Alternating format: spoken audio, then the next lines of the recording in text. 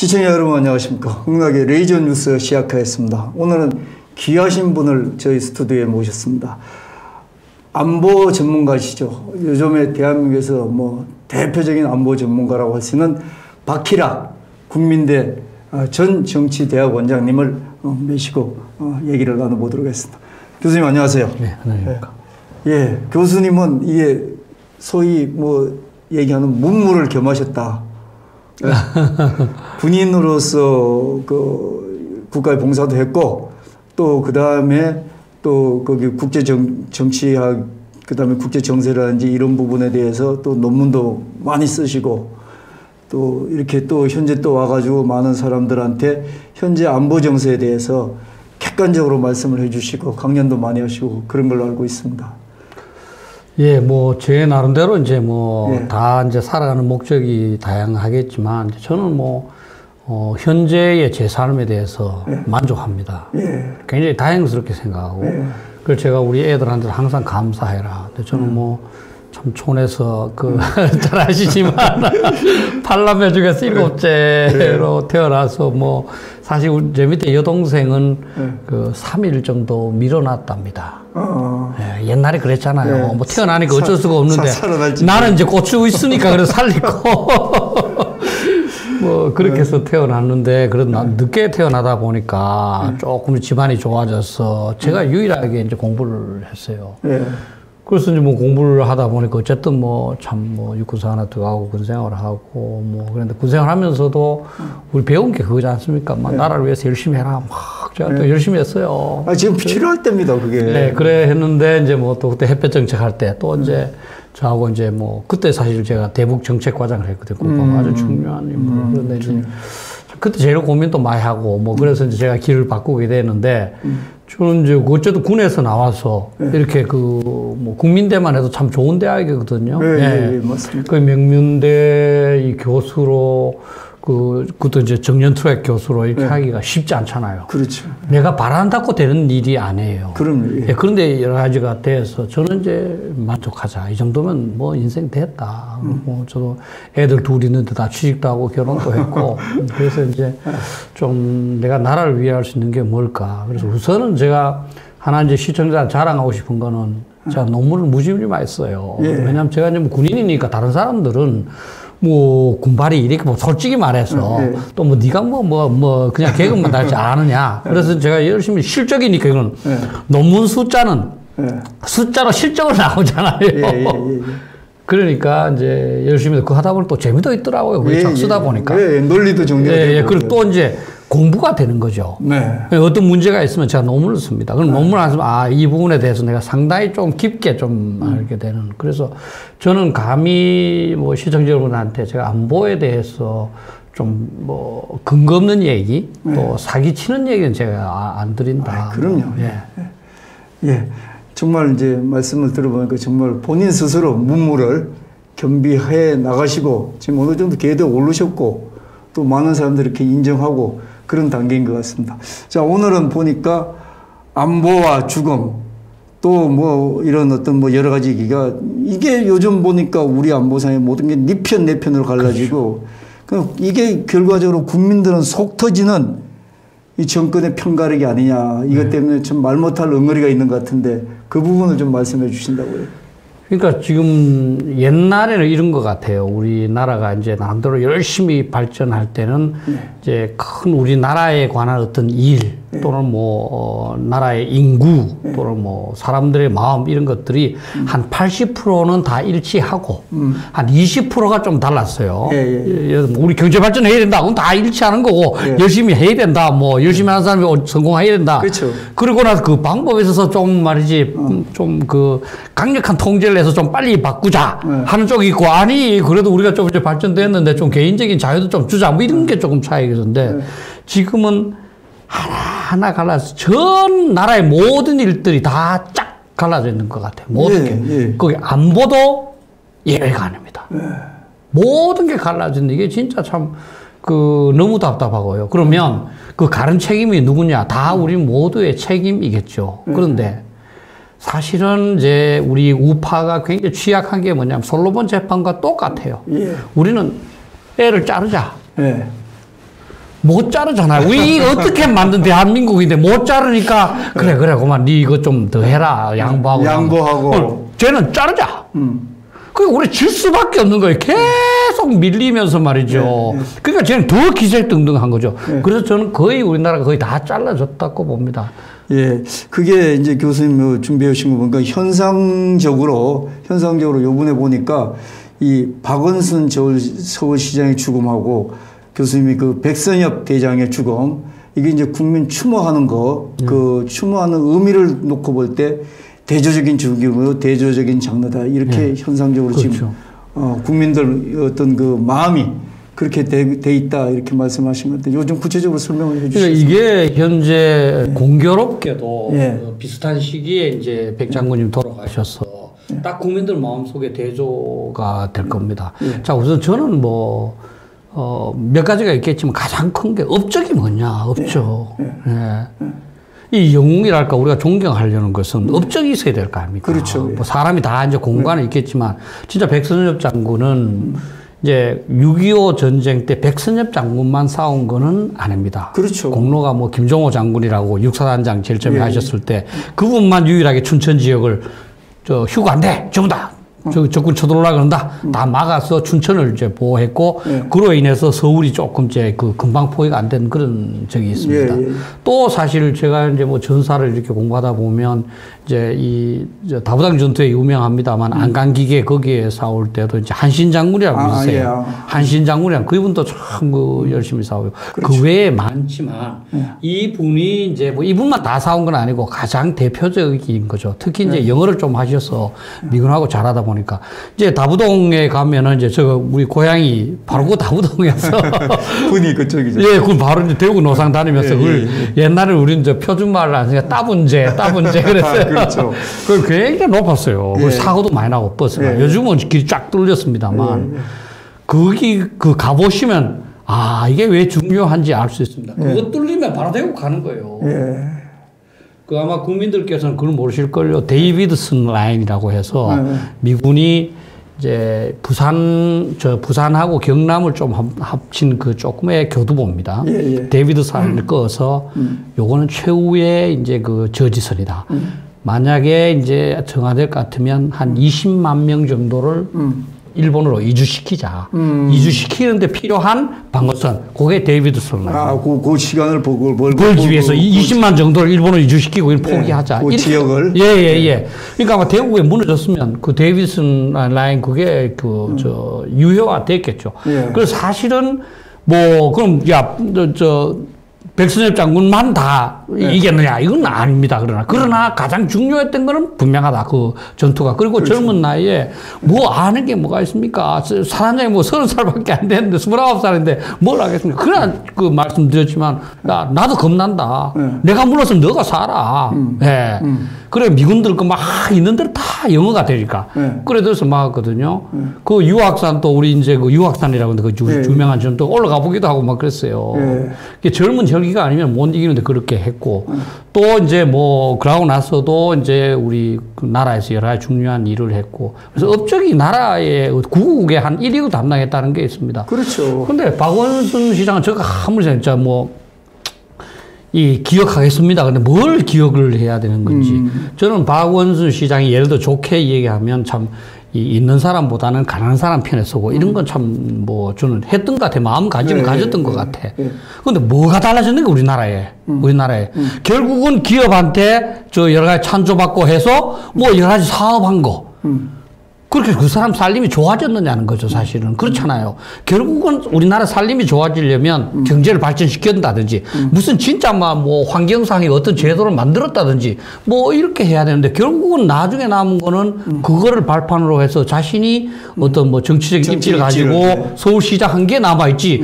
그러면 사실 이명박 대통령은 교통 시스템 그것도 만들었고 그 다음에 이제 그 청계천도 다 해서 참 이게 좋은 걸 만들었고 여러 가지 업적이 있잖아요. 난 이 양반 업적이 뭔지 모르겠어요. 3기까지 하면서 업적 자체가 너무 차이가 있다. 또 사실 죽음이라는 과정 자체는 안 중요할 수도 있지만 사실 우리 군에서는요, 이게 부모님들하고 군하고 항상 갈등인데, 군에서는 자살을 하게 되면 아무것도 없어요. 옛날 국립묘도 못 갔어요. 그렇죠.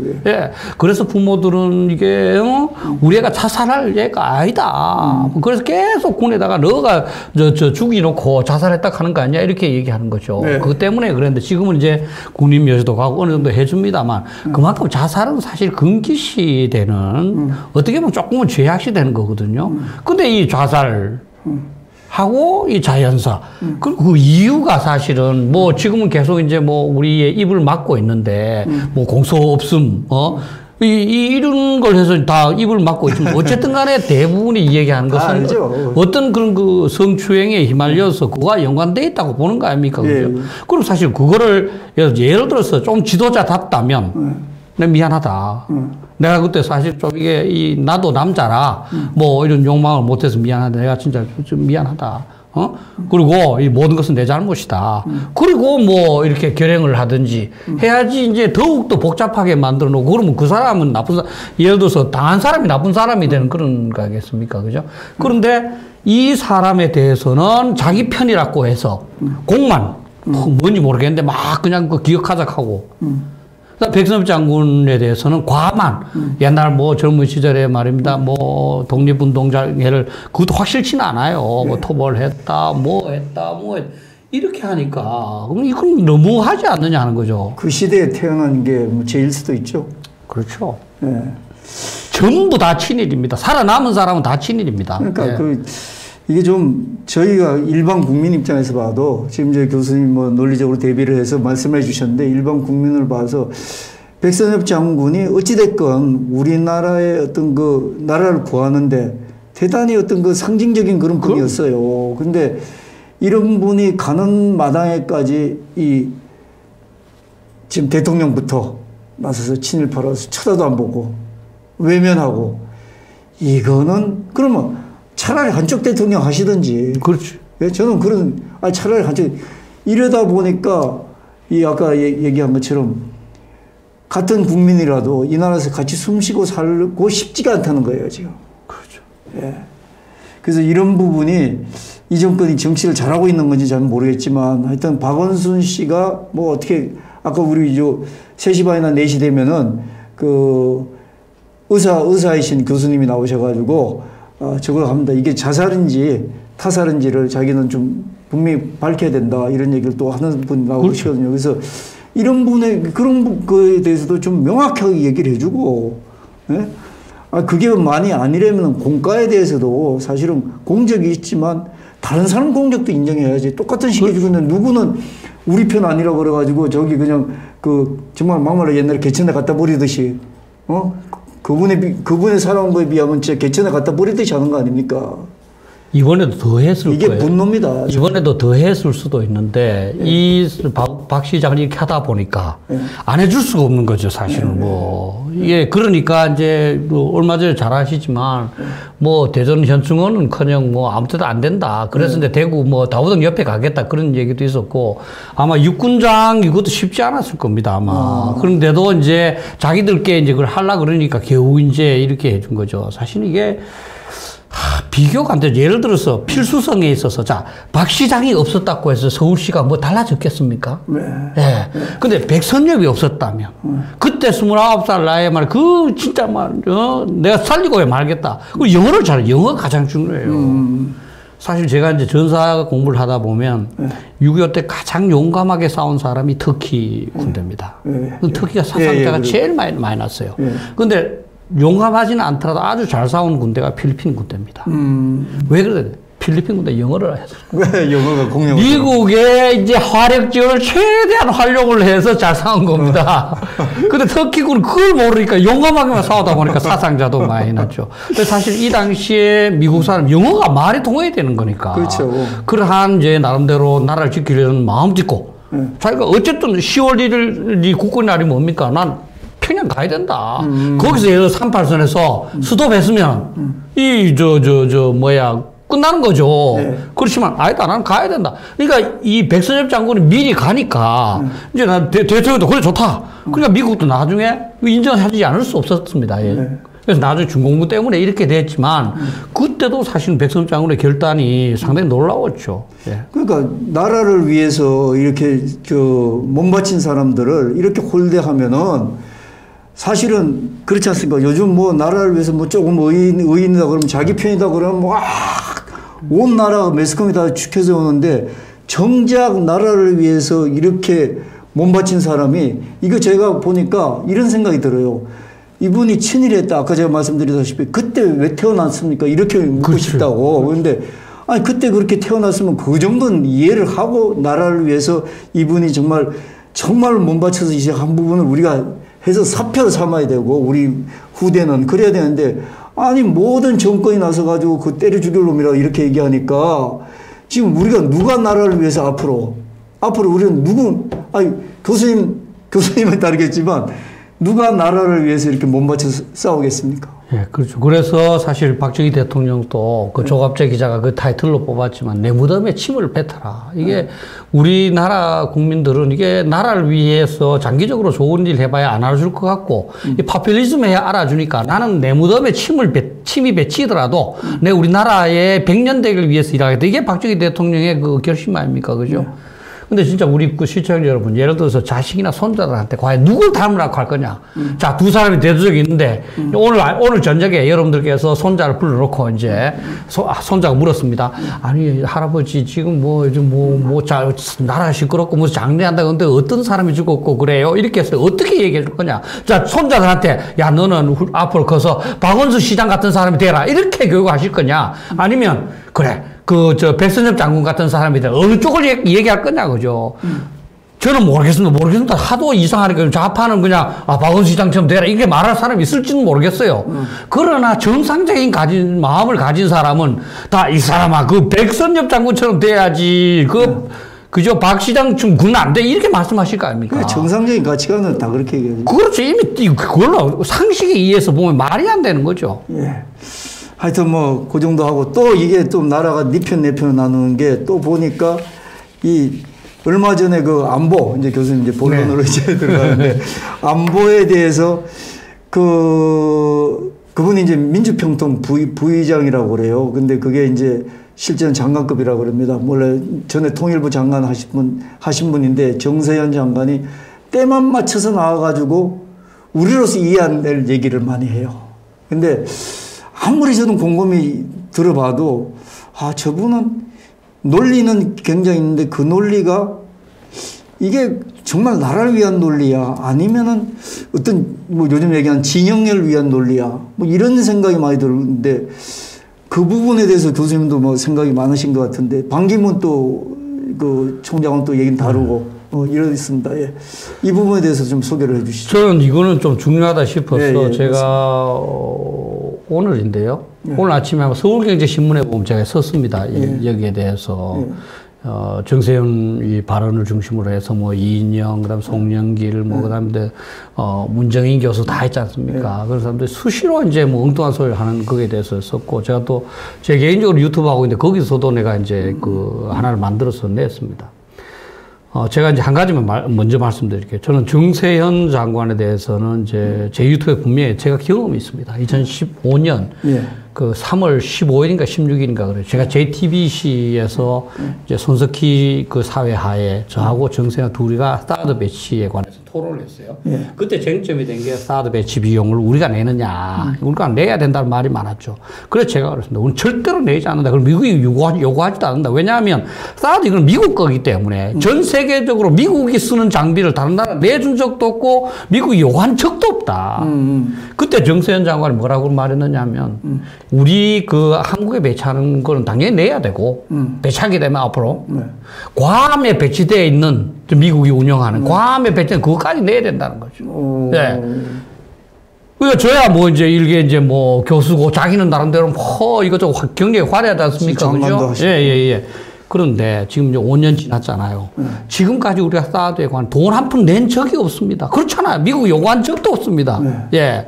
지난번에 뭐 미국도 성능 계량도 다 자기 돈으로 하겠다는 거 아닙니까?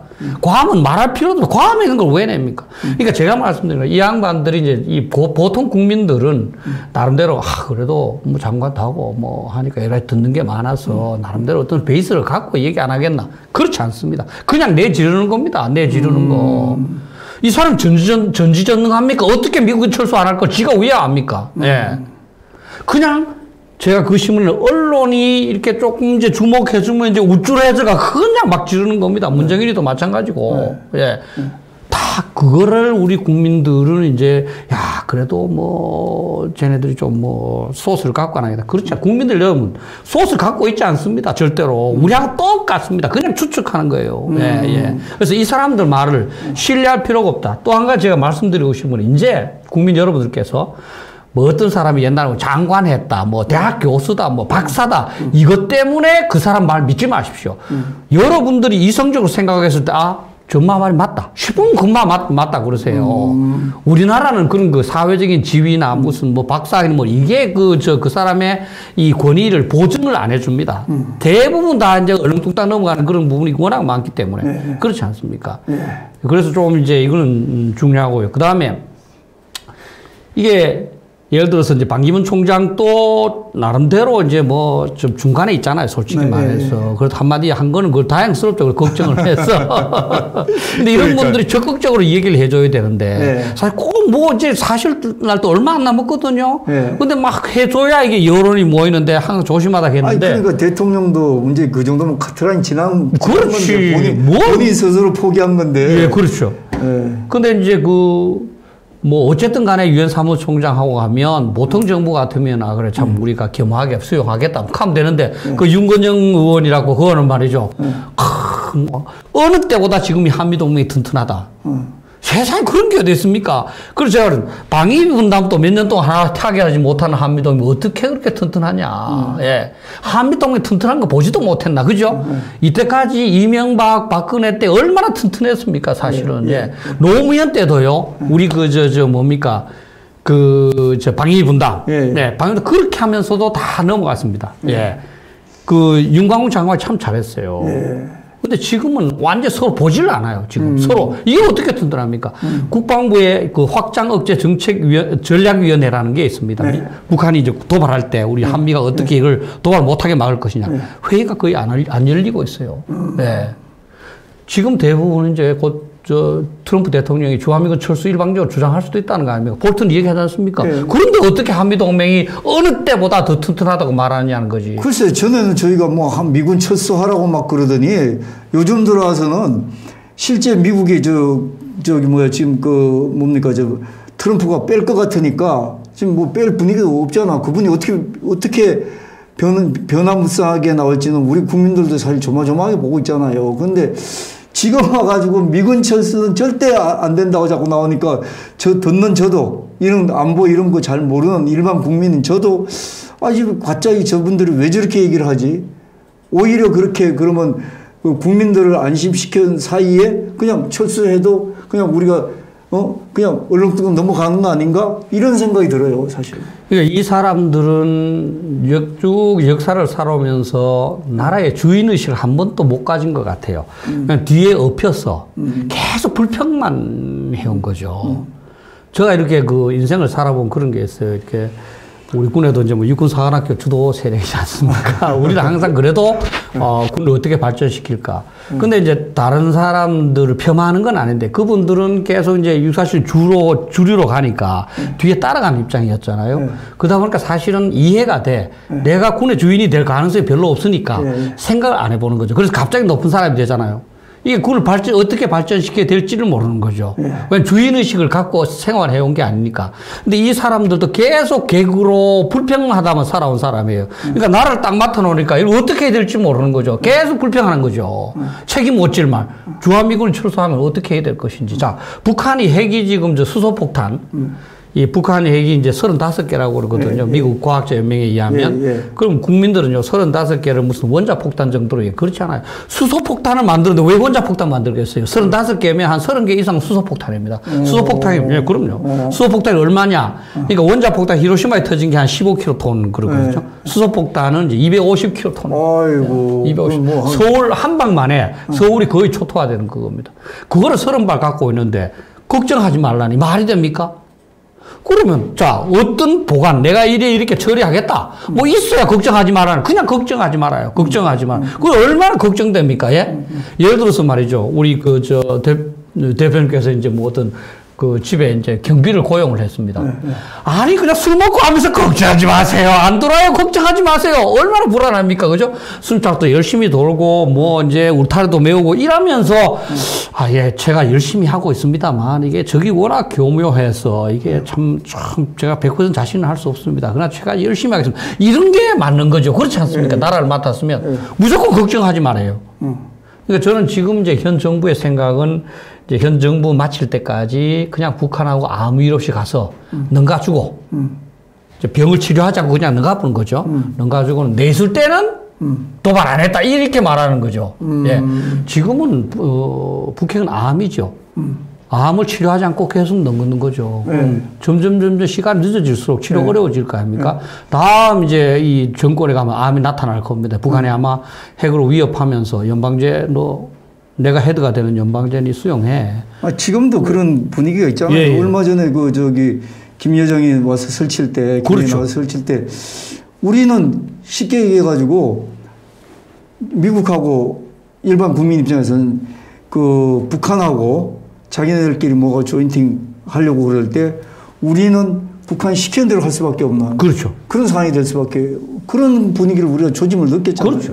이미 그래 만들어놨어 얘네들이. 그러니까 지금 완전히 나라를 말이죠. 이게 우리가 왜 북한한테 이게 그 굴종적인 자세를 취할 필요 뭐가 있습니까? 그게 정말 이게 우리가 뭐 경제력이 그렇죠.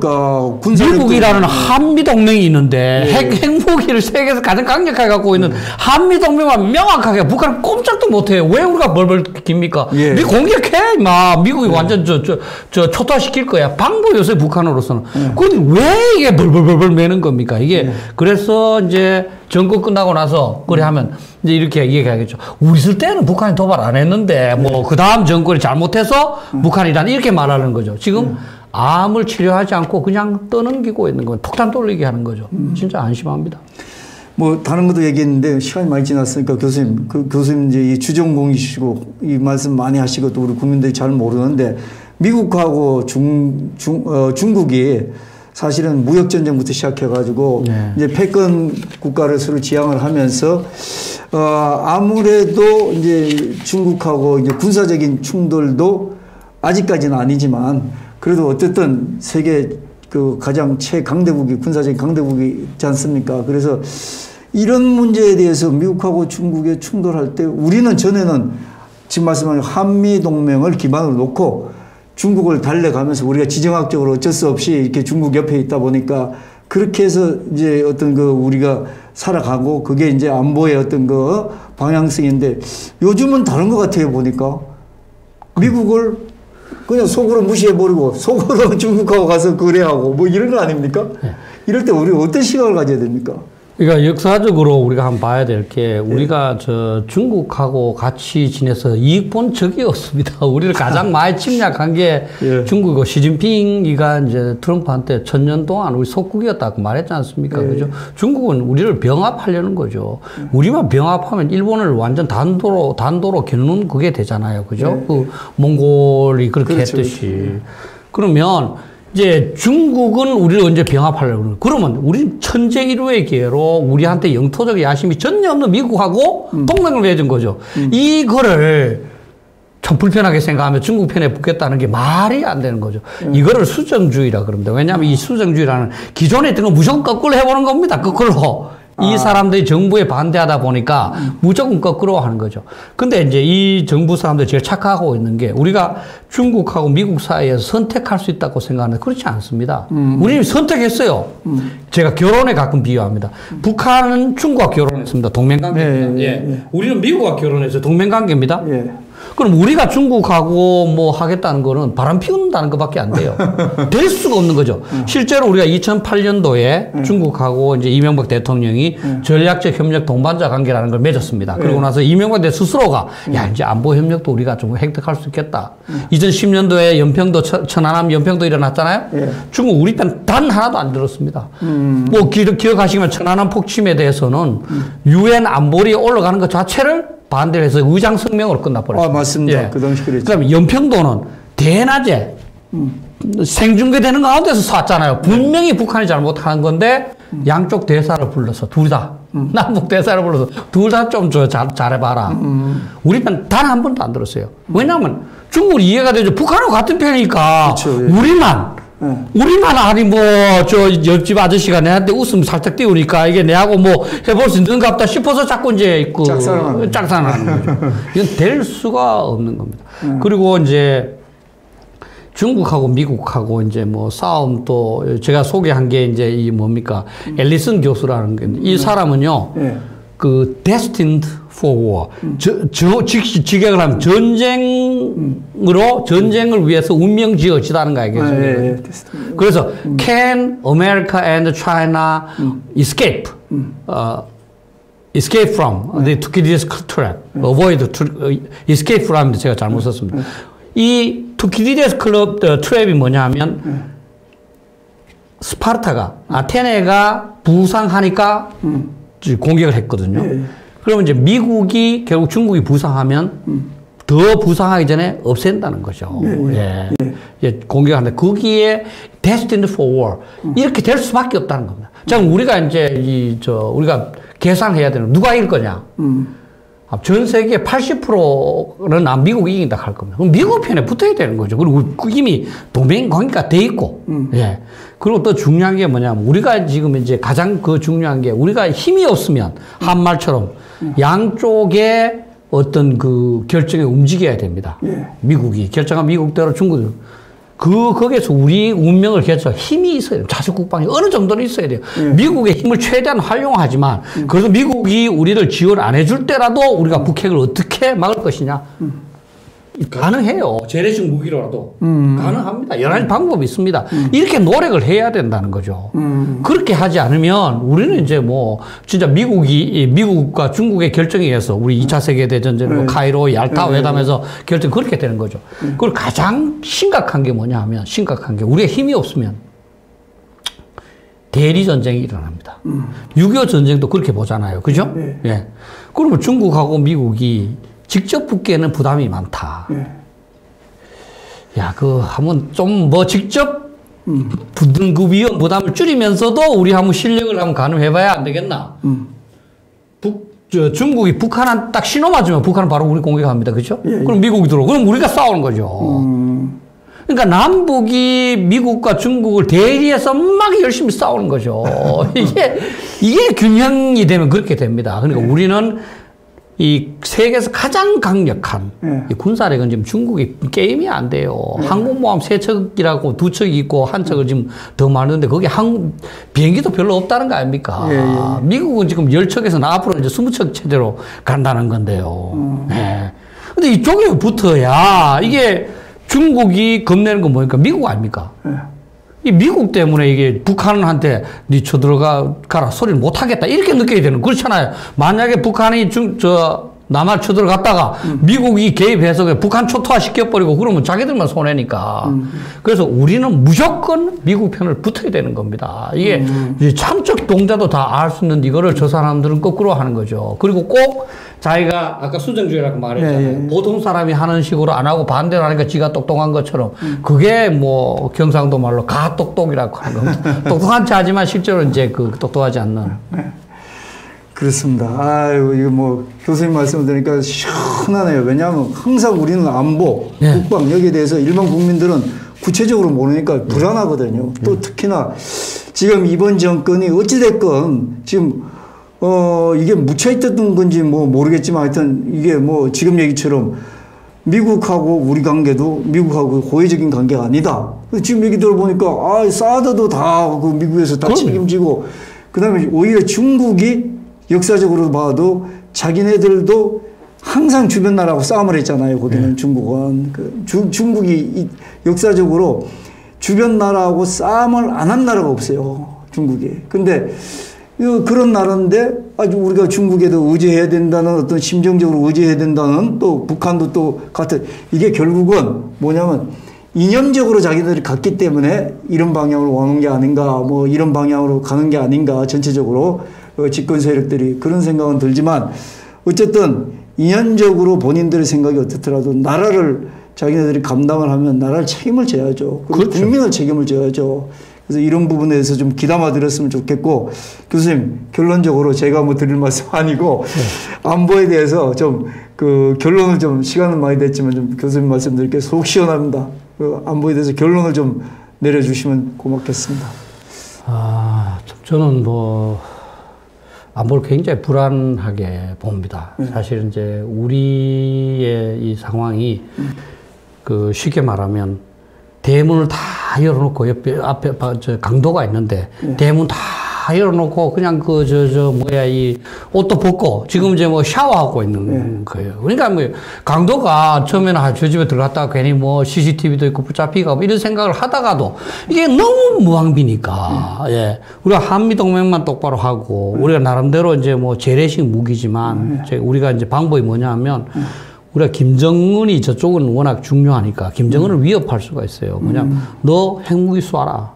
쏘기만 쏘면 우리 그 특정부대하고 우리 그 온갖 모든 공군의 수단을 강요해서 너는 죽인다. 너는 우리를 공격할 때는 너가 죽을 각오를 해라. 너뿐만 아니라 너 가족하고 너 스님 완장창 다 죽인다. 사실 그렇게 할 수가 있거든요. 우리가 워낙 정밀 타격력이 있으니까. 그게 이제 박근혜 대통령 때 한 게 KMPR이라고 그래서 뭐 코리아 매시브 뭐 파니시먼트 리텔리에이션 뭐 그랬습니다. 우리가 재래식으로도 충분히 억제할 수도 있어요. 그렇게 하면 전쟁도 안 일어나고 우리 민족이 공정공연하는 겁니다. 근데 오히려 지금 우리가 완전 무방비니까 제가 이제 김정은이나 제가 김여정이라도 지금 경제적으로 이제 뭐 회생할 수도 없고 이 황금알을 낳는 거위가 진짜 털도 안 뽑고 먹을 수 있도록 그냥 무방비 상태인데 이거 얼마나 갖겠습니까? 갖고 싶겠습니까? 오히려 우리가 지금 민족의 동족상잔의 전쟁을 유도하고 있다 이렇게 생각합니다. 그리고 이제 안보라는 것은 가장 전제가 누구도 책임질 수 없습니다. 우리 개인의 생명과 마찬가지. 예를 들어서 제가 이제 뭐 아픕니다. 이게 뭐 좀 열도 나고 몸도 컨디션이 안 좋고 뭐 이래 됐는데 그러면 이제 친구 입장에 야 그거 뭐 안고 다니냐 그냥 감기인 것 같아.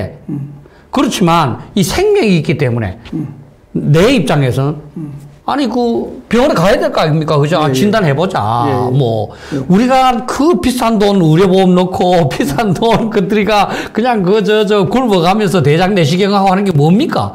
만에 하나 이게 잘못되면 큰일 나니까 생명처럼. 국가 안보도 마찬가지입니다. 그래서 제가 얘기해요. 주한미군 철수해도 괜찮고 북한은 절대로 우리 핵으로 공격 안 하고 그럼 지가 신이냐? 만약에 틀렸을 때 원인채 놓을 수 있느냐? 내가 틀려서 미안하다. 그럼 내가 하나님만 전화해서 원래대로 해놓을게. 그걸 자신 있으면 그런 말을 할 수 있는 거죠. 여러분 아시지 않습니까? 김대중 대통령이 뭐라고 그랬습니까? 북한은 핵무기를 개발할 능력도 의지도 없다. 그럼 내가 책임지겠다. 그리고 핵무기 수소폭탄까지 가졌습니다. 김대중 대통령이 어떻게 책임집니까? 그렇잖아요. 뭐 예를 들어 구천에서 내가 그 염력을 보내서 그거 다 없애겠다. 이런 못하는 거 아닙니까? 그죠? 그래서 안보는 책임질 수 없다는 겁니다. 그런데 이 사람들이 꼭 책임질 것처럼 그냥 엉터리 말을 하니까 그게 제일 안타까운 거죠. 그래서 계속 사탕만 드는 거죠. 괜찮아 말 들으면 얼마나 좋겠습니까? 그러나 그 괜찮아 말 뒤에는 이 태만과 안일이 있는 겁니다. 자기의 피도 있고. 그래서 저는 여기 아마 시청자 비슷하게 생각해요. 저는 지금 의심하는 게 이 사람들이 과연 대한민국을 위한 대통령, 대한민국을 위한 장관, 대한민국을 위한 국회의원인가? 저는 아닌 것 같아요. 이게 제가 추측하건대는 안보에 있어서는 저희들은 아까도 말씀드렸지만 어렸을 때부터 국가 민족 어쩌고저쩌고 이랬으니까 이제 다 그게 되는데 이 사람들은 그랬지 않았잖아요. 이 사람들은 수단과 목적의 전치라는 게 있지 않습니까? 이 권력을 잡아야 된다. 자기들 눌리는 그런 상황에서, 그죠? 권력을 잡아야 나라를 바꾸고, 뭐 이렇게. 이제 권력 장악이 이제, 어쨌든 나라 바꾸기 위해 수단 아니겠습니까? 근데 그게 워낙 집착하다 보니까 목표가 된 것 같아요. 이 사람들은 권력 장악이 목표예요. 권력 장악한 다음에 나라를 어떻게 이런 건 없어요. 권력만 장악해야 되겠다. 그래서 앞으로 계속 정권 유지하는 데만 관심이 있지, 나라가 어떻게 돼서 관심이 없는 것 같아요. 그러면 이 나라는 자기들의 권력욕의 대상일 뿐이지 자기들이 우리가 기대하는 우리가 대통령, 장관, 국회의원한테 기대하는 그런 충성심이나 애국심은 없는 거죠. 그래서 저는 이제 권력 그만큼 잡았으면 됐으니 뭐 돈 필요하면 돈 줄게. 그만 내려놔라. 이제 앞으로는 이제 우리 나라를 발전시킬 사람들, 나라를 안전하게 할 수 있는 사람, 우리 책에 나온 대로 대통령하고 책에 나온 대로 장관, 국회의원 할 사람들 좀 물려줘라. 이제 권력 많이 잡았잖아요. 그죠? 아니면 진짜 한번 집에 가서 진짜 막 가슴에 손을 얹고 내가 과연 나라를 위해서 이 일을 하는가? 내가 생각하고 내가 행동하기 과연 나라를 위한 일인가? 아니면 내 권력, 내 집단의 권력 이것만 한번 좀 반성을 해보시라. 그게 저는 제일 가슴 아프고 진짜 우리 뭐 민주화 시대라 그럴까요? 그 시대가 이 잘못된 괴물들을 이렇게 많이 탄생시켰구나 이렇게 생각합니다. 아유, 교수님 오늘 뭐 장시간 폐부를 찌르는 호소에 가까운 어떤 그 교수님의 신념을 말씀해 주셔서 너무나 듣기도 속은 시원했습니다만 또 이걸 좀 우리 시청자들도 같이 듣고 앞으로도 좀 가끔 시간 나시면은 교수님 나오셔서 이렇게 좀 정말 이렇게 지금 아까 내가 표현은 뭐 폐부를 찌르는 그런 어떤 교수님의 우국충정 이걸 좀 말씀해 주시기를 좀 기대하겠습니다. 예. 오늘 감사하고 시청자 여러분 하나 알려드릴 게 있는데요.